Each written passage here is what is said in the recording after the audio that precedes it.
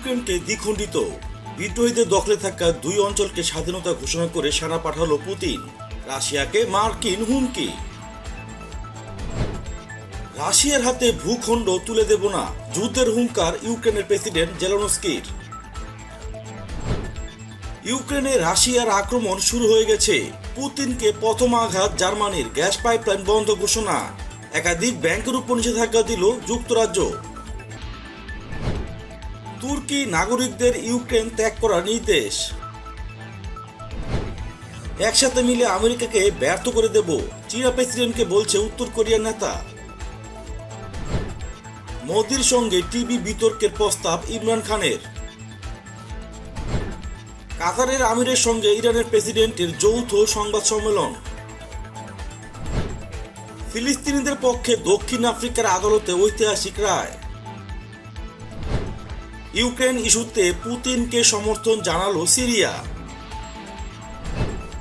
এবং সবশেষে থাকছে সৌদিতে হুতিদের ড্রোন হামলা, আহত 16। অবশেষে সত্যি হলো আশঙ্কা। রুশপন্থী বিদ্রোহীদের দখলে থাকা ডোনেস্কো ও লুহানস্কোকে স্বাধীন রাষ্ট্রের মর্যাদা দিল রাশিয়া।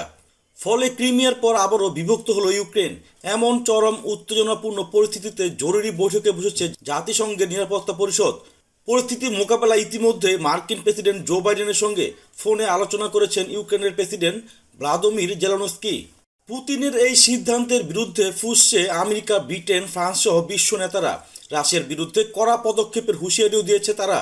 মিনস্ক শান্তি চুক্তি ভেঙেছেন পুতিন, এমনটাই দাবি করছে আমেরিকা, জার্মানি এবং ফ্রান্সের রাষ্ট্রপ্রধানরা। মার্কিন প্রেসিডেন্ট জো বাইডেন, ফরাসি প্রেসিডেন্ট ইমানুয়েল ম্যাক্রো এবং জার্মানির চ্যান্সেলর ওলাফ শলজ বিবৃতি জানিয়েছেন এই পদক্ষেপের কড়া জবাব পাবে রাশিয়া। ইউক্রেন শান্তি বজায় রাখতে চায়, তবে কোনোভাবেই দেশের ভূখণ্ড রাশিয়ার হাতে তুলে দেবে না। মঙ্গলবার হুঙ্কার দিলেন ইউক্রেনের প্রেসিডেন্ট ভ্লাদিমির জেলেনস্কি।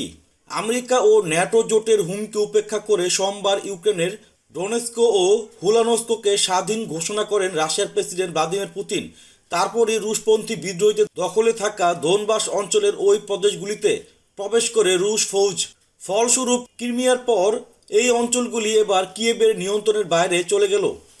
এমন পরিস্থিতিতে কিয়েভ থেকে জারি করা এক বার্তায় প্রেসিডেন্ট জেলেনস্কি মস্কোকে হুঁশিয়ারি দিয়ে বলেন, শান্তিপূর্ণ ও কূটনৈতিক মঞ্চে আলোচনার মাধ্যমে সমস্যা সমাধানের পক্ষে আমরা, কিন্তু আমরা আমাদের জমিতেই রয়েছি। আমরা কাউকে ভয় পাই না, কারো কাছে বশ্যতা স্বীকারও করব না। ইউক্রেনে রাশিয়ার আক্রমণ শুরু হয়ে গেছে বলে জানিয়েছে যুক্তরাজ্য, আর এ কারণেই রাশিয়ার উপর নিষেধাজ্ঞার কথা ভাবছে দেশটি। এদিকে জার্মানির চ্যান্সেলর ওলাফ শলজ রাশিয়ার বিতর্কিত গ্যাস পাইপলাইন নর্থ স্ট্রিম 2 এর অনুমোদন বন্ধের ঘোষণা দিয়েছেন। সিএনএনের খবরে বলা হয়েছে, ইউক্রেনের বিচ্ছিন্ন দুটি অঞ্চলকে স্বাধীন দেশ হিসেবে স্বীকৃতি দেওয়ার প্রতিক্রিয়ায় জার্মান সরকার এই সিদ্ধান্ত নিল। জার্মান চ্যান্সেলরের ঘোষণার অর্থ, ইউরোপের গ্যাস রপ্তানিতে রাশিয়া যে পাইপলাইন বসিয়েছে সেই নর্থ স্ট্রিম 2 পাইপলাইন চালু হবে না। এছাড়া রাশিয়ার 5টি ব্যাংকের উপর নিষেধাজ্ঞা জারি করেছে যুক্তরাজ্য। এগুলো হলো Rossiya, IS bank, general bank, পোমস ভায়াজ ব্যাংক এবং ব্ল্যাক সি ব্যাংক। এগুলো রাশিয়ার গুরুত্বপূর্ণ ব্যাংক। ব্রিটিশ প্রধানমন্ত্রী বরিস জনসন যুক্তরাজ্যের পার্লামেন্টে এই নিষেধাজ্ঞা জারি করেন। তীব্র উত্তেজনার মধ্যে পূর্ব ইউক্রেনে থাকা সব তুর্কি নাগরিকদের এই অঞ্চল ত্যাগ করার আহ্বান জানিয়েছে তুরস্ক। মঙ্গলবার রাশিয়ার পক্ষ থেকে দুই অঞ্চলকে স্বাধীনতা ঘোষণা দেওয়ার পর তুরস্কের পররাষ্ট্র মন্ত্রণালয় নিজেদের নাগরিকদের এই নির্দেশ দেয়। খবরে বলা হয়, কৃষ্ণ সাগরে ইউক্রেন ও রাশিয়ার সীমান্তে ন্যাটো সদস্য রাষ্ট্র তুরস্কের অবস্থান। তুরস্ক চায় শান্তিপূর্ণভাবে দুই দেশের সংকটের সমাধান হোক। এই দুই দেশের দ্বন্দ্ব নিরসনের জন্য তুরস্ক মধ্যস্থতার প্রচেষ্টাও চালাচ্ছে। উত্তর কোরিয়ার নেতা কিম জং উন চীনের সঙ্গে সম্পর্ক জোরদার করার অঙ্গীকার ব্যক্ত করে বলেছেন, পিয়ংইয়ং এবং বেইজিং একসাথে মিলে আমেরিকার হুমকি ও শত্রুতাপূর্ণ নীতিকে ব্যর্থ করে দেবে। উত্তর কোরিয়ার রাষ্ট্রীয় গণমাধ্যম রোডং সিনমুন মঙ্গলবার এই খবর দিয়েছে। চীনের প্রেসিডেন্ট শি জিনপিংকে পাঠানো এক বার্তায় কিম জং উন এই প্রত্যয় ব্যক্ত করেছেন। কিম বলেন, মার্কিন সামরিক হুমকি মোকাবেলায় দুই দেশ কৌশলগত সহযোগিতা বজায় রেখেছে। দুই দেশের মধ্যকার বিরোধ নিরসনে ভারতের প্রধানমন্ত্রী নরেন্দ্র মোদীর সঙ্গে একটি টেলিভিশন বিতর্কের প্রস্তাব দিয়েছেন পাকিস্তানের প্রধানমন্ত্রী ইমরান খান। মঙ্গলবার রাশিয়া টুডেকে দেওয়া এক সাক্ষাৎকারে তিনি এই প্রস্তাব দেন। প্রায় 23 বছর পরে রাশিয়া সফরে যাচ্ছেন কোনো পাকিস্তানি প্রধানমন্ত্রী। বুধবার ইমরান খানের রাশিয়ায় পৌঁছানোর কথা। ইরানের প্রেসিডেন্ট সৈয়দ ইব্রাহিম রাইসি বলেছেন, তার দেশ দুর্দিনে পারস্য উপসাগরীয় প্রতিবেশী দেশগুলোর কাছে নিজের বন্ধুত্বের প্রমাণ দিয়েছেন। তিনি গতকাল কাতার সফরে গিয়ে রাজধানী দোহায় স্বাগতিক দেশের আমির Sheikh Tamim bin Hamad Al সানির সঙ্গে এক যৌথ সংবাদ সম্মেলনে এই মন্তব্য করেন। রাইসি বলেন, ইরান প্রমাণ করেছে দেশটি সবসময় স্বাধীনতা চেতা দেশগুলোর স্বার্থ রক্ষা করতে এগিয়ে আসে। 2017 সালের জুন মাসে সৌদি আরব, সংযুক্ত আরব আমিরাত, বাহরাইন ও মিশর কাতারের সঙ্গে কূটনৈতিক সম্পর্ক ছিন্ন করে দেশটির উপর কঠোর অবরোধ আরোপ করেছিল।